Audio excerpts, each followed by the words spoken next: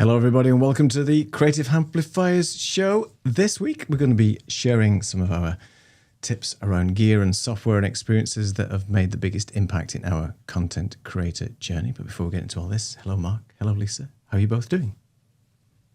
Good. Hello, Neil. Thank you for hosting us once again. It's great to be back. And hello, Lisa. We missed you last week. What can we say? It was hard for us just trying to hold the fort on our own. Two blokes. You guys did on. great. I may have to retire myself. You guys are Oh, great. no, that's all. No. How's it going anyway? All your tech issues sorted, I believe. Yeah. I had to break everything down and install everything. And it wasn't a thing I could fix in 10 minutes before a show. So we're good. The gremlins still want to poke their little heads out, but that's part of going live, right? They certainly have. They've been poking a lot today. I don't know why. What's They've going been on? poking. They're poking. Poking the bear. I'm the bear, and it's poking me. We're playing whack-a-mole with tech issues. We've been trying to fix them down. But no tech issues for you, Mark. Everything's good. You enjoyed your weekend? Yeah, all seems good. I've done some recording already today. All seemed fine. Although having said that, I came down. I'd already restarted my computer today, came down just before we were going to check, and had to reboot because it was going a little bit haywire. So you like I say, you do never know. You always need that extra few minutes. However, my dinner was calling me first, so that was the reason. Well, we made it live. We're supposed to be going live to various places tonight, including Substack, but Substack has been a little bit quirky, shall I say, for the want of a better term. Lisa and I were talking about that last week, about how some people have been reporting that since some changes have happened at Substack, it's been difficult to schedule a stream and then actually go live. So if anybody's watching this on Substack, please let us know. You probably can't comment, but at least, give us a wave or a shout out in the comments for future, and then we'll be able to see you later. Got a few people joining us. Hello, Saeed. I have no idea where these comments go. Boom, there they are. Okay. Oh dear. Always a challenge. See, tech gremlins, they're knocking on the door again. What is happening there? We need a little gremlin thing that kind of comes in and waves. Yeah, the hamster's done. It's time for a gremlin to come in. Yeah, Can anybody make us an AI gremlin, please? Because this is nonsense tonight. Thanks for joining us again, Saeed. Nice to see you again. It's been a couple of hours since we've chatted. Hi, Wayne, all the way from Australia. Why is that coming over there? Please go away. I'm having all kinds of problems today. See, my Ecam production is over here, so that's why I'm looking over there. I'm not going to touch anything. Can I move this now? And Saeed mentioned, please go away. Oh, I don't know what's happening. Okay, I'm going to switch off this. 1 second. As you talk about yourselves, can we have a be right back screen? Oh my goodness me. But this is good though. This is what we said. We're going to set it up with all sorts of random things that go on, because then we can talk about it. Anyone. It's not like it's just happening. We planned this to give us a good starting point in order for it just to run so smoothly. Okay, I'm going to move that down there. I think I just moved it. Saeed says that, have you tried just smacking the monitor, because that's what helped in the 1990s. I think I'm going to be smacking the monitor in a second, and it's happening over here as well. Okay, this needs to change. 1 minute. I know what's wrong. Goodbye, sweet. So, Mark, what'd you have for dinner? This is cracking TV, ladies and gentlemen. I'm keep the show going. I got the veggies going. We had some carrots and some broccoli and a bit of mash, a bit of sausage. It's very, very nice. All right. So breathe in, breathe out. We're not live. We are live. We are live. Hi, Lux. Thanks for joining us from sunny New Jersey on the interwebs on LinkedIn. And that's coming through nicely. All right, we are going to talk about things that we love, things that we don't love too much, and things that have helped us with the content creator journey. Before I say something I shouldn't, Mark, over to you. Why don't you kick us off? Thank you. Yes, so we were talking about these things that we've actually spent some money on, things that we're pleased we spent some money on, and there is obviously certain bits of gear and bits of tech and all that sort of stuff, which we'll cover as well. But for me, especially when I was first starting, it was actually investing in myself, or investing in the opportunities that came through. So I started my podcast back in 2016. I think it started going live in December. And I'd started doing a free podcast course, which was part of Podcasters Paradise with John Lee Dumas. And this free course took you through everything that you needed to know to run a podcast. And it's very easy to get to the end of these things and think, oh yeah, I now know everything I need to know. It talks about editing, about your story, everything you need to know, where you're going to host it, all that sort of stuff. And so you think you're all set up, but of course it's the time after that you kind of think, oh, that's when I need some help. And so what they'd actually done is they've obviously built their community of Podcasters Paradise, and there was then the option to then buy into it. Back then it was a one-off payment, and it was, well, in hindsight, it was incredibly cheap. At the time, it was several $100s, and I was thinking, do I need it? Should I do it? It was an investment. It was something that sort of made a difference. And I also knew they were going to go to a subscription model, and so this was one of the last times you could do it as a one-off payment. Anyway, decided to take the plunge and bought it, and it was just the best thing I ever did, because of course you suddenly realise what community really means. You have people to help answer questions, you can support other people. As the technology moves so fast, they were constantly updating all of their workflows and all of the support and everything that they were doing. And so I'm just so pleased that I did that. And it sort of put me on that track of just kind of, you can do one-off things, you can do things which are free, but the ongoing support, the ongoing hand-holding, the ongoing community is absolutely worth every penny. And so I think that was something that I really noticed, and something I thought is really worth knowing, because having even done a free version or a free part of it, it was actually when I started paying for that next step that I really got the true value, which has then, kept me going all these years later. Do you think, and I love the fact that you just went and actually did a course and was supported by other people. I mean, you could argue that you could have spent days, weeks, months trolling through YouTube videos and trying to learn this yourself. But when you've got somebody actually helping you, holding your hand a little bit, walking you through this, and actually being on doing something with somebody else and being part of a community, it does help tremendously. I feel anyway, because I learned a lot of stuff just by trial and error, and I think it would have accelerated my journey being able to sort of do stuff quicker on YouTube if I just sort of had a course to go to or actually sat with somebody and so on. Yeah, I think for me as well, it was the fact that I knew nothing about any of this other than sort of, so back then in the sort of the mid 2010s, I just started understanding there was a thing like a podcast. When I started, I still had to explain what a podcast was when people were asking me what I was doing. It seems ridiculous, only sort of 10 or 11 years later that's changed. And so I had no idea where to go with it. There wasn't even that much information. And I thought if I was going to do it, and, because then you had to invest in a microphone and a decent computer and, software to record and all that sort of stuff. And where do you host it and how do you host it and how do you put all the stuff together? There's so many sort of moving parts to that. And I needed someone to sort of show me that whole picture. So I felt, right, now I know I can actually do it, because mine's always been an interview show. So the last thing I wanted was to sort of start asking people and set myself up and then not actually be able to do it or understand how to edit or how to put a show together and all that sort of stuff. Where to get the music for an intro or anything like that, and there's so many different components. So I sort of felt that having done this free course, I kind of had that whole umbrella of knowing exactly what I needed to be able to do. I think if I was literally just trying to piece it together from back then, I would have failed miserably, I'm sure. And how long was the course? How long was the sessions for you? Oh, it was like an email course. So you could do it. You signed up, and I think it sort of drip fed, various bits of it over time, and then you sort of had it in your email box. So if you couldn't do today's, then you could do it tomorrow. But something like seven parts, something like that. So you had sort of how to get going, where you're going to host it, what microphones and why, what you're going to record it on, a little bit of editing, how you publish it, and away you go. So it took you all the way through the whole journey. And like any great course, especially a free version, it's that kind of, it gives you enough to be able to do it. But then you realise, but then there's the opportunity to then sort of to buy into the rest of it, which was beautifully done, even back then. I'm curious, from the people you worked with buying into it, do you still have contact with them, or, are there people that you can, I'm doing this, I have a question, what do you think? because it's Yep. always nice to have that. Yeah, absolutely. I mean, and John and his wife Kate, they're very active in their community still. They still have regular webinars.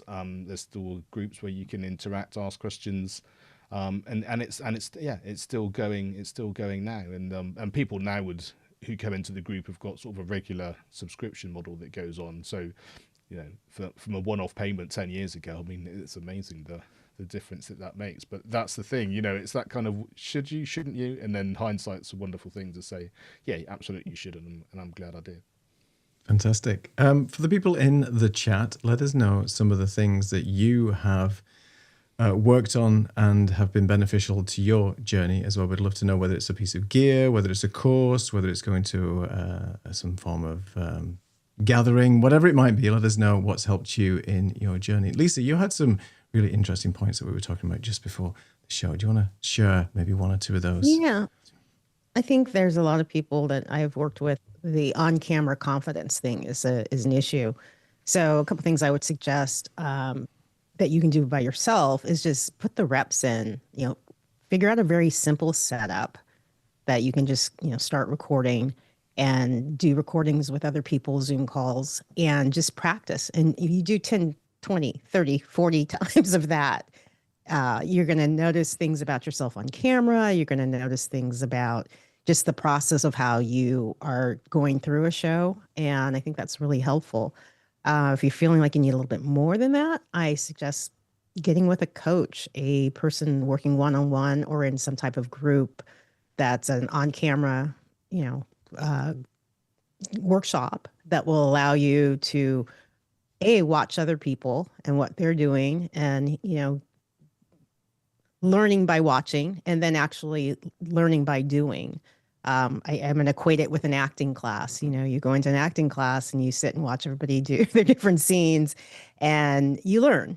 So and again, finding a community of people who are doing the same thing. That's the other side of it with that. I think the third thing to think about as you're moving along is investing in a teleprompter. With all of AI going on and everybody wants things to look real and have that real connection, it's so much better I'm pointing into my teleprompter right now, to be able to have that eye contact and feel like, the person you're watching is talking to you and having a conversation with you. And I think the last thing I would suggest is, as you progress and as you're doing more and more recording, get a space that's what this is for. I'm going to walk in, I'm going to sit down, I'm going to turn on my camera, turn on my lights, get my sound going, and I'm just going to record. And there's no friction. There's no, I got to move this over here and I got to break it down. And so, you're spending time fiddling around with all of that. So those would be the things that helped me along the way to make the process a little bit easier. So those are really good tips. I think the space, well, there's so many, but the space one to start with, I think just having somewhere where you don't have to, as you said, just set things up every time. That was the worst thing when I started with the YouTube channel, because it was in the living room and you don't want all this stuff set up in your living room all the time. So you have to set it up and then you have to do the filming and then you have to tear it down. And I think sometimes, depending how critical you are of yourself as well, that setting up and doing a little test recording, or it's not right, when just test, and then by the time you've got it right, you're exhausted. 2 hours have gone by. You just really don't feel like you want to do anything. No, you're done. So having something like a dedicated, and it doesn't have to be a grandiose space. It could just be a small corner somewhere in your home where you've actually got something set up that's easy, and you don't need all the fancy gear, as we said before, and we'll get on to that a little bit later. Going back to your point about on-camera confidence, do you remember back in the day? It wasn't that long ago. Back in the day, in the COVID days, when you were joining the Zoom calls and things like that. Excuse me. And there's so many people. I don't want to remember that. I know, but if you think about how many people didn't have their camera turned on, because to start being on Zoom in front of the camera, talking to people. I mean, these people would typically talk to you at a coffee shop, at the coffee bar, or in work, or at the water cooler, as they say. They have the conversations, or you're standing up, or you're being around a desk. But as soon as you put them in front of a laptop with a camera, and now you're on Zoom and you're seeing other people on a computer, it gives that really weird sense that I just don't want to be here. So I'm going to turn the camera off. So how many Yeah. calls have you been on back in the day when everybody was basically not having their camera turned on because they just simply didn't either want to be seen on camera or they didn't feel confident on camera? How times have changed? A lot. It has changed. I remember a lot of that. I remember a lot of people facing, you couldn't see them because the window was behind them. So they were kind of like in witness Silhouetted. protection. Yeah. Yeah. You can't see them. Yeah, I mean, do it. I'm surprised. I see correspondents. I see people on the news. I see people doing press junkets, and they just, I don't understand because it's just not, it's not coming in clear, or it's the lighting's all wacky, or I'm looking up their nose. I'm like, I know you guys do this for a living. It takes, take 10 minutes and just put the camera on, put your iPhone on a book. Like, you know what I'm saying? Make it work. I don't get it. And it's almost like a hangover from the Zoom days. Mark, I mean, you do so many different interviews with your podcast and things like that. How many people have you had to sort of coach through that during, like, I know you do a setup and make sure they have at least some guidelines that they should be adhering to. But, I'm mentioning no names, obviously, but you still see it today, right? Yeah. Yeah, and it happens a lot, and it still happens, and it still happens when they think it's okay, and you then have to kind of, but that's really difficult because when you come on, you're trying to get a bit of rapport and kind of, keep it friendly and get ready for them to open up to do an interview. So as soon as you kind of are like, oh, can you do this? Can you do that? Can you make these differences? You start to think, oh, I've done something wrong, or, I'm not set up, which is probably true. And so then it's really hard to get that back. And it's a fine balance between, like, I think we talked about this last week a little bit about, is it good enough? Can I do enough to kind of make it work and keep the quality of what I'm doing? Or is it all about the presentation? And it's a interesting line to do. And just following on from that, after what we talked about last week and what we just said, Lisa's just said there, is there's some podcasts that I've seen now which are really YouTube shows. And some of them are actually in studios, but they've got multiple people that are part of it, and they come and go. So sometimes there's 5 of them in a studio. It looks amazing. And then a couple of them have to go off because they're at different parts of the world or whatever like that. But then they're coming from their room or somewhere where they happen to be remote. And the same thing as Lisa said, it sort of struck me the other day was the fact that they do usually have a microphone. But what they haven't done is put their laptop, if they don't have a camera, up so that they're sort of at eye level.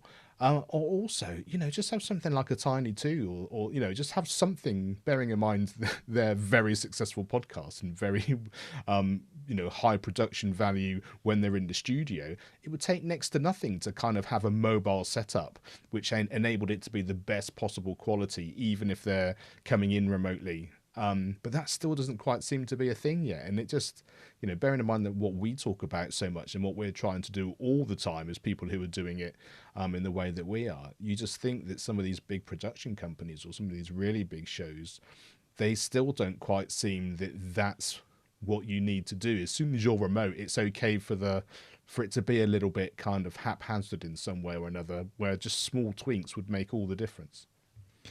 There's some irony there to suggest that there are YouTubers with very small followings have a much higher production level than these huge podcasts that have millions and millions of viewers. Why is it flipped? I mean, it's almost, as we said before, it's almost become acceptable that it looks a certain way, and we're used to it on the Zoom thing. But as more and more podcasts are becoming more and more high end and have a very higher production value, then you would think, as you said, why don't you just get a kit? There are producers that I've worked with, and Daniel Chi and a few others, that will send out a kit, including camera, light, microphone to people. I think, Lisa, you've done the same thing, right? When you've been sort of getting people ready for a particular show or a podcast or something like that, you want them to look as good as possible. They're the talent. So why not send them a small little package? It's like a care package. Just go out and get your nice camera and a bit of lighting, and then at least you can look half decent and sound good on camera. But I don't understand it myself. But yeah, I think some of it is it's people that do a lot of interviews. It's an afterthought. It's like, okay, I got to stand and do this thing. So they don't.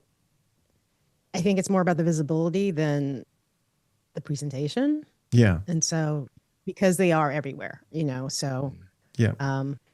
who knows if that'll change, if people will be like, oh, let me elevate it a little bit, but who knows? But maybe that makes sense though, because if they were going into a studio and there was a producer looking after them on site, it's like, what, sit here, here's the hairdresser, here's the makeup person, and so it happens because it has to be, because that's part of their setup. And as soon as you're remote and there isn't someone there to actually do it for you, then the responsibility then comes on, like say, the guest. And if they're not wanting to do that, then it doesn't get done, and it obviously doesn't affect their careers or anything that goes with it. We talk a lot about being professional and looking like this and looking like that, but it obviously doesn't matter if you're the right person or the right name or the right status.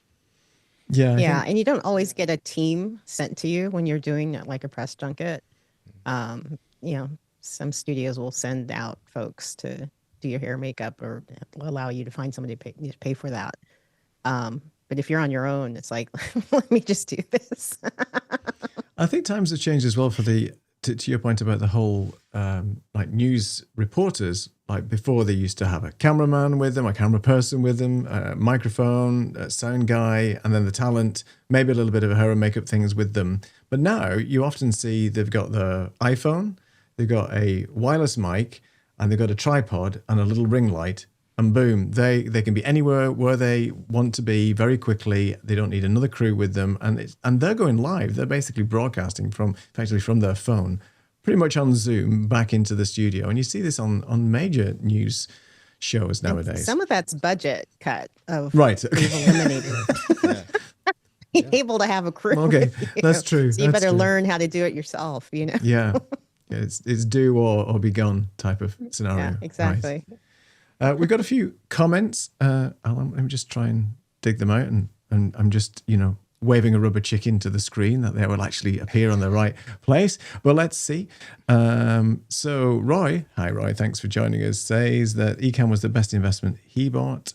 He was an OG of Ecamm before Pro, and then everything else came along. The Pro version upgrade has been well worth it. Very good. Yes, I can say to that. Said says experimenting, set up an event for free and promote it. People join, you get some live experience. Everything else is just theory. That's a good point. Like, just go ahead and do that. I know people say all the time, just go ahead but you have to, right? Even if you go live, as we said before, and you're going live to nobody, it's an experience because you get how the whole live sort of process works. Said says gear, prompter, Stream Deck, decent mic, more than one monitor. See, that's a good point. So when did you start? Because this is something I was going to mention, but Lisa talked about the prompter. For me, the prompter was one of the biggest, I don't like using this word too much, game changer when it comes to actually having your interviews and doing those Zoom sessions. Because before we were looking, I used to have a monitor set up, I guess, to the left or to the right of my camera. So you were sort of looking like this. You were still sort of trying to maintain eye level, but at least it wasn't looking down. You invested in a prompter. Or you do the cheat. What's the cheat? The cheat. Oh, where you just look at the camera and you're not. Well, the camera's like right above, and so you have to, as you're talking, you're looking. I'm doing it now. Like I'm looking at you. My camera was up there. Yeah. And then you talk to camera, and it's just ever so slight. I used to, I think when I was on the Zoom calls, I used to have the camera, but I couldn't see the person. Like, for instance, when we were having that problem the other week with the teleprompter going blank, you're just talking to an empty, dark screen. So you just into nothing. So you can't gauge people's reaction, the body language or anything, but you're just hoping for the best. But at least it still maintains that eye contact. But I think, Mark, you got your prompter a year ago, was it? Because you were waiting, I think, for Elgato and a few other things. So yeah. But I think also you don't know what you don't know, which we've said before as well. Yeah, that's true. So I kind of got used to the fact I was happy to just talk into my camera lens, and so I kind of knew that if I was talking, I was trying to talk to that person, and I wouldn't necessarily be looking down at my screen because I didn't want to do that. I actually wanted to look up, and so when I then got a prompter and did it, it's like I say, a game changer. But I didn't know it was going to. Well, I did know it was going to be that good, but I hadn't had the experience of it making that much difference. And now I wouldn't So I'm using it every day, so I wouldn't do anything different. But up to that point, just even having a camera separate from a laptop camera, or each, as you upgrade each of these things, you just go, oh yeah, I can't believe I could do this without it, and then the next thing and the next thing and the next thing. But yeah, definitely now makes all the difference. And every now and again, and touch wood, if the prompter goes off or something like that, you're like, oh, okay, what do I do now? And it happened to me a few weeks ago, and the prompter shut down, went onto my second screen, luckily, so I could still see all my Ecamm controls, and then just suddenly flipped back into that kind of, I'm just going to keep talking into the screen, keep talking into the camera, because I know that what's being recorded is still going to be fine, and I'm sort of flailing around at the side, trying to sort of see what was going on, making sure everything was happening. But the great thing was, because I had my stream deck and everything set up that I was using, even though everything was changing behind the scenes, my controls were all still under my fingers and I was able to look straight on. But I probably could only do that because I'd had the experience of doing that before. So, you kind of use whatever experience you've got and how that's going to work. But yeah, prompters are absolutely brilliant. Definitely been one of the best investments I've made. And the second monitor, to Saeed's point as well, I don't know how people produce a show. I mean, it's fine when you're in Zoom because it's just one Zoom window and that's all we've been used to. But if you're using OBS or Meld Studio or Riverside or Ecamm or any of these tools that require you to actually see what's going on in the production, maybe field some comments, maybe start adjusting things as I've been playing with. How do people do it with one laptop and that's their only machine and that's their only screen? It's not possible. Tell me it's not possible, because it's just... It's just so difficult because Windows fall under other windows, and it's just not easy. Yes, you can use the Command tab or Alt tab or whatever to switch between those active windows. But I think having one or two monitors, and it's a question for you guys here and the people in the chat, how many monitors are too many? So just tell me how many monitors you've got. That's what I want to know. And how many is actually too many monitors? And can you get away with just two, or do you actually need 3 or 4? And do you count your prompter as a monitor? So many questions. As a travel tip, if you have your laptop and you have an iPad, it's a great second travel monitor. Definitely. Kind of. Yeah, the sidecar thing that you can use. Yeah, the sidecar, yeah. Perfect. Yeah. Mark, you have 2 monitors, 3 monitors, 8 monitors? I've got, I had 3 monitors and a prompter, but I actually found that just physically from a setup point of view, it got a bit much. So I've got one large monitor to the side, a smaller monitor underneath my prompter, and then also my prompter there.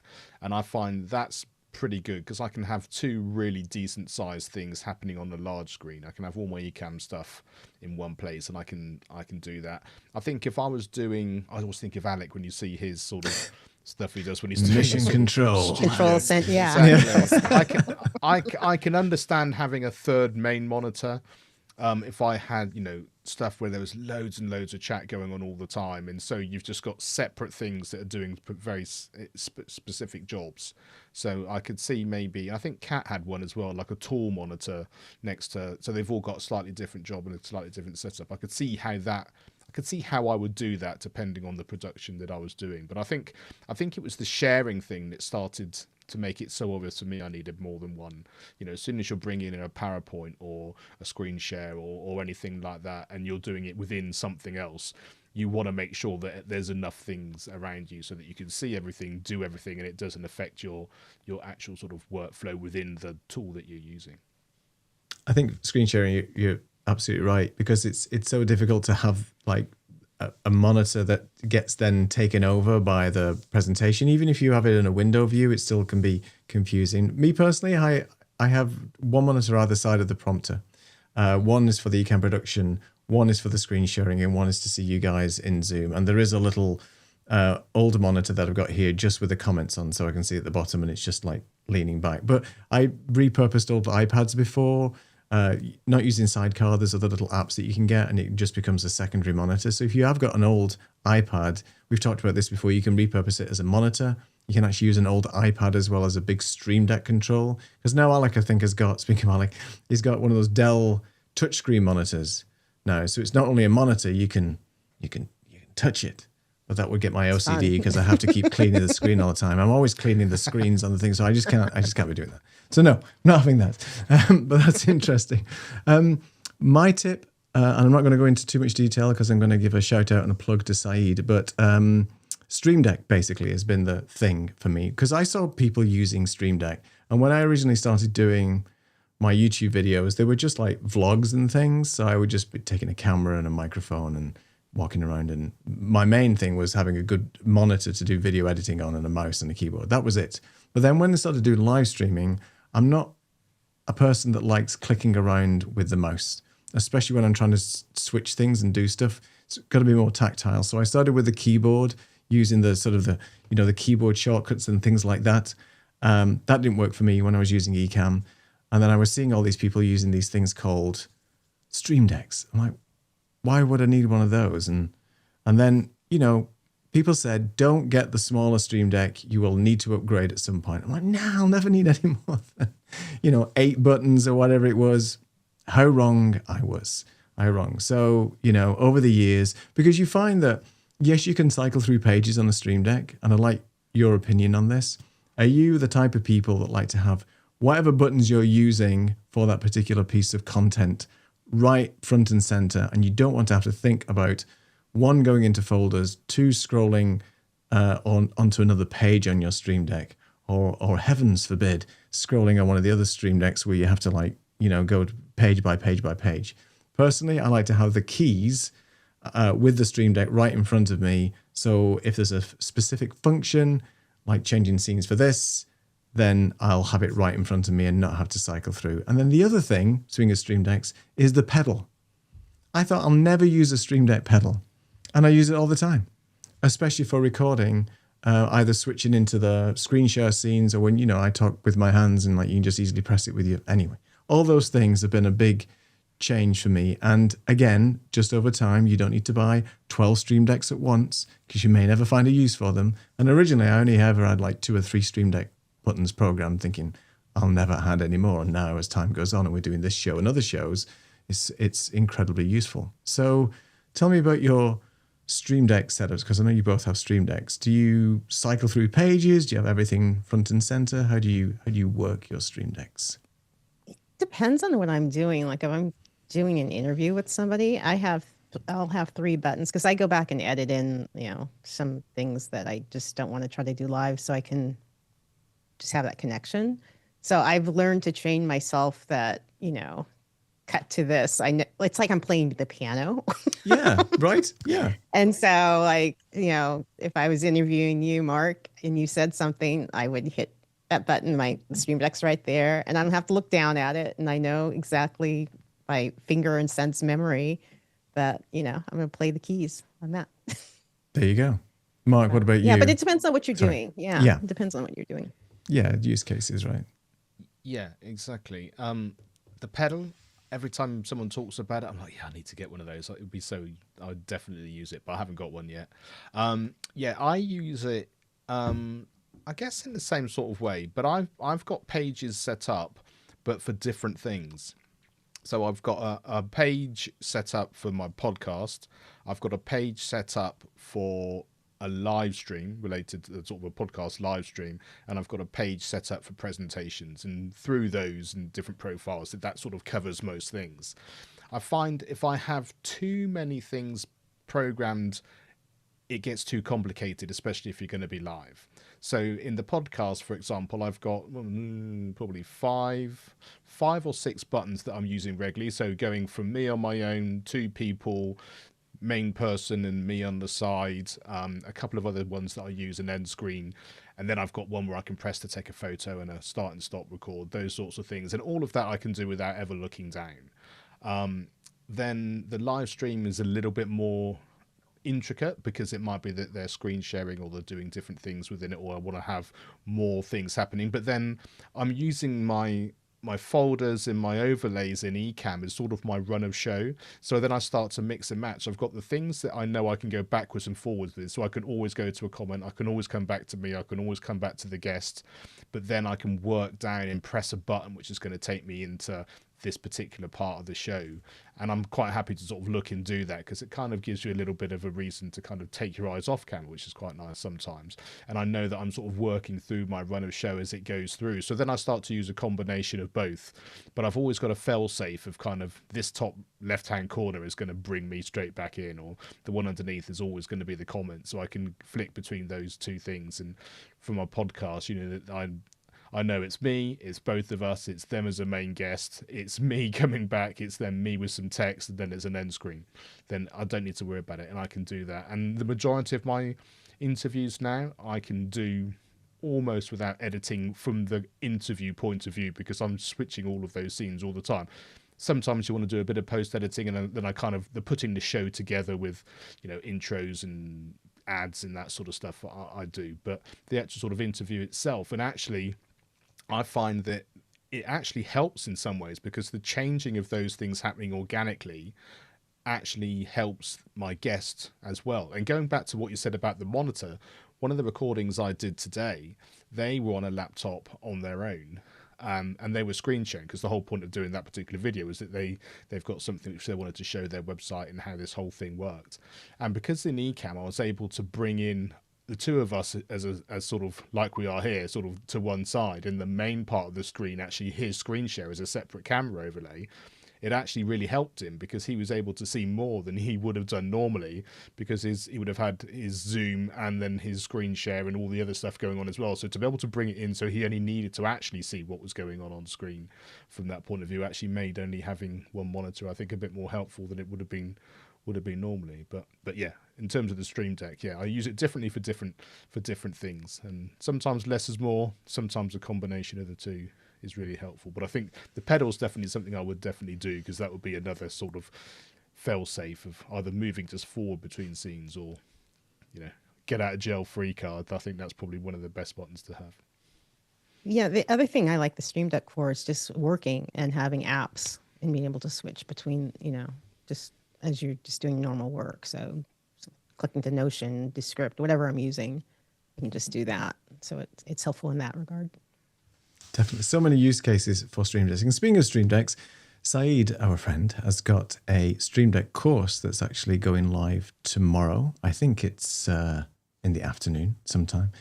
Saeed, please put your link in the chat, so if people want to sign up, if there's any spaces left, because this is like a beginner's guide to Stream Deck. But if you're not familiar with Stream Deck, or you just want to get an understanding of some of the use cases, we've talked a little bit about some of them today.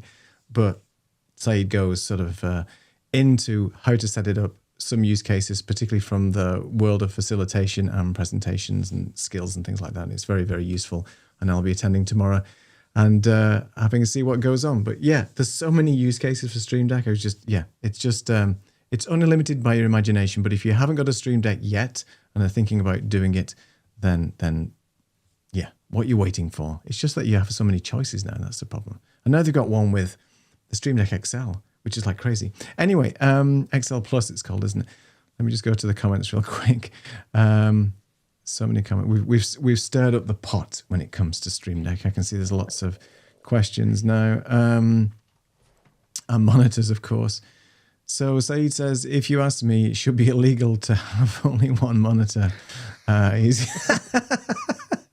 Yeah, don't talk to me if you've only got one monitor. Come back to us when you've bought two more. There you go. He's got 3 in a prompter. Roy says 2.5. Is that right? 2.5. Okay, for live. 2 is enough, but for daily work, 3 would be great. Yeah.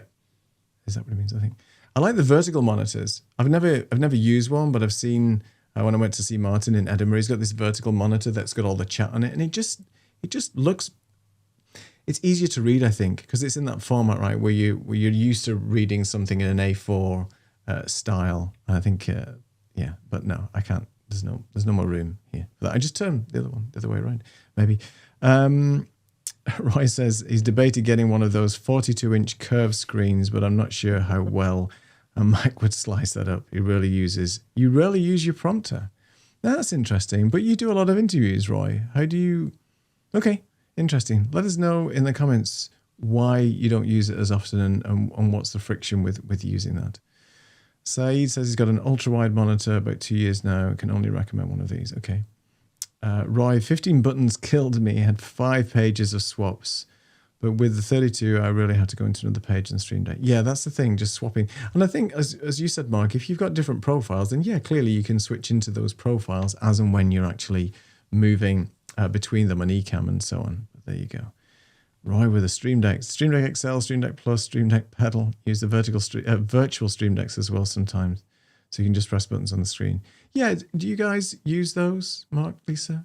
The virtual Stream Decks, the ones that are actually on your screen. I know it sort of defeats the purpose of having a tactile Stream Deck, but it's just more buttons for you to press. I think they're good for I've done information. the iPad thing. Yeah. Yeah, which was fun. Yeah, that's right. I think the only time I've done that sort of thing was when we were in Creator Camp and we used it That's on right. your phone, was it? Or was it the Stream Deck mobile. That's right. Yeah. Mobile, yeah. Yeah, it was good. Yeah. And we were, that was when we were in the Airbnb as well, right? We saw the comments on there and we were switching scenes as Lisa was cooking. We were just pressing buttons. That's how capable we are, and so on. If you haven't seen that video, you should go and watch that on the Creative Amplifiers channel. That was a fun show. It was our fun. Creator Camp cooking sort of show. Well, we say we cooked, but we didn't do anything. We just, we didn't even do any chopping, did we? We didn't do any prep. We did nothing. We did nothing. We ran the show. We ate. Someone made cocktails. I don't Yeah. remember whom. I think it was Mark. I think I just pointed a camera. Mark, any other tips from you? I also wanted to talk before we close the show as well in about 50 minutes on things that we possibly bought that we now regret. Buyer's remorse is a strong term, but things that maybe we shouldn't have bought because we don't find a use for it. But I'll let you go first if you've got any things that you shouldn't have bought or any other nuggets that you use daily and things that other entrepreneurs and live streamers could use. I think that sense of actually buying what you can when you can do it. So there is that sense of, I'm always going to buy the best gear. It's that kind of, well, you don't need a £3,000 camera. It might be amazing, but it might actually be above and beyond what you need, So having that sweet spot between, is it going to stop you from doing what you want to do to begin with? Because I think we all know that what we looked like and what we were doing 5 years ago, we wouldn't do now if we were starting again with the knowledge that we have. So whether we'd spent £1,000 or £2,000 or £100, it would still be better now, whatever gear we happen to have. So just knowing that, I think, would make me think that get the best thing you can afford, set it up with best practice, but then do upgrade when you feel like it's worth it, and you can actually it will actually enhance what you're doing. And whether that's an extra piece of kit, like say getting the prompter using a Stream Deck, getting an extra monitor, whatever that happens to be, or upgrading your camera. If you're just using your phone, if you're using a webcam, or if you're then going to go to a Sony or mirrorless camera or whatever you're going to do, because it does all make a difference. And I think just being happy that you're going to be on that journey and do it with purpose for a reason. And I think, if you're doing it sensibly, then, you're going to get your money back. You're going to use the gear that you've got already in a different way, or you can sell it, or you can do whatever. So sort of enjoy the journey of buying more stuff, as opposed to going the other way and then wishing that you hadn't. So far so good from that point of view. I don't think I've got anything which I wish I didn't have. So probably need to spend more getting more gear because there's things that I want.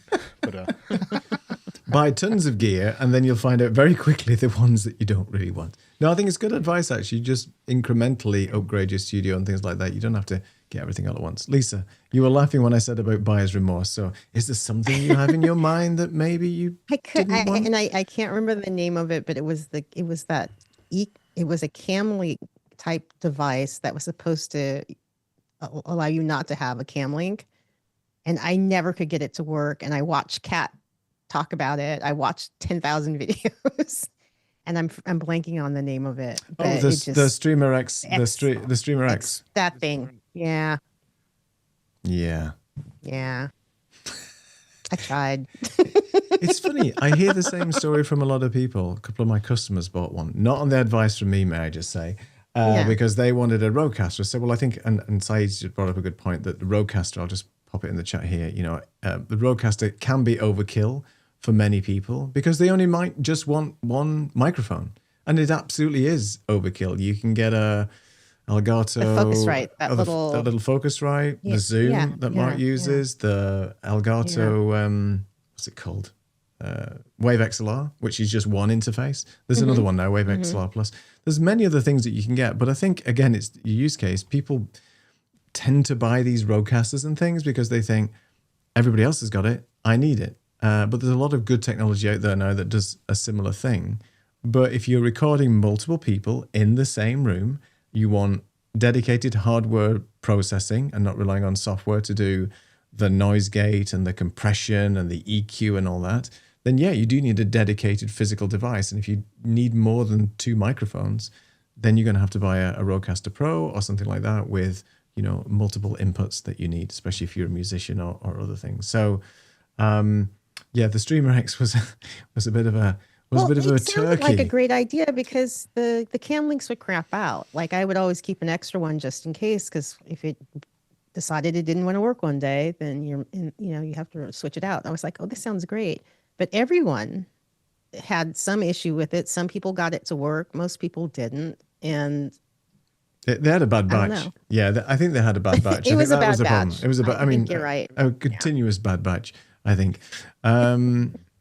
Thank you for joining us. How are you? Getting a Wave XLR Pro probably next month because I use 2 microphones once a month. It's probably not worth it. I know you're going to tell me that.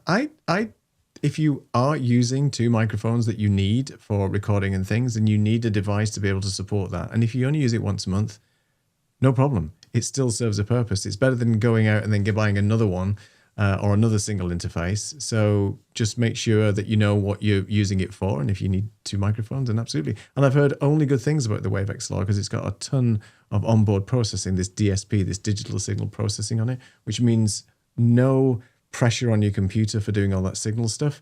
It all does the fancy stuff on that interface itself. And apparently it sounds really good and has lots of sort of noise gates and things like that. So yeah, I've heard good things about it. I'm just trying to think of something that I bought. I think one of the things that I bought that's not related to streaming per se, but related to filmmaking or projects that I used to do was the Ronin gimbal. That thing, this is when I was working, so it was quite expensive. It was $700, this gimbal, right? So I thought, I need a gimbal because I need my shots to be super stabilized when I'm filming people and things like that and stuff. And I, hand on heart, I used it twice. One, because I was setting up and playing with it. Twice, it was for an actual job. And I could never get the thing to balance properly. It was a pain. You change the lens, you move the camera a little bit, it starts to whoop, and it's just, it was a nightmare. So that was the thing that I bought. I sold it recently. Thank goodness, because, it was just sitting there gathering dust. And my rule is if I've not used it for 6 months, it's been sold, and that's it. And I sold a lot of lenses and stuff recently as well, because I was saying to Mark, it's like I've got this gear and stuff that I need to get rid of. I've been sitting on it for a while. It's still not being used. Time to get rid. So that's a top tip. And it's nice to get rid of stuff because 1, you get a little bit of money back for it, and 2, it clears the shelves for other stuff. I'm just kidding. Gear acquisition syndrome is a problem for many people and should be treated as a serious issue.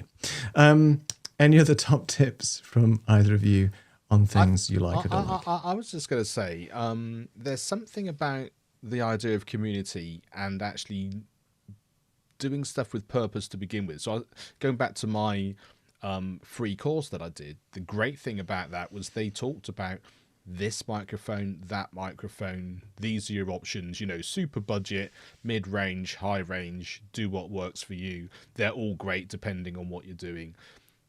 Editing software, this is free, this is okay, this is amazing, this is probably overkill.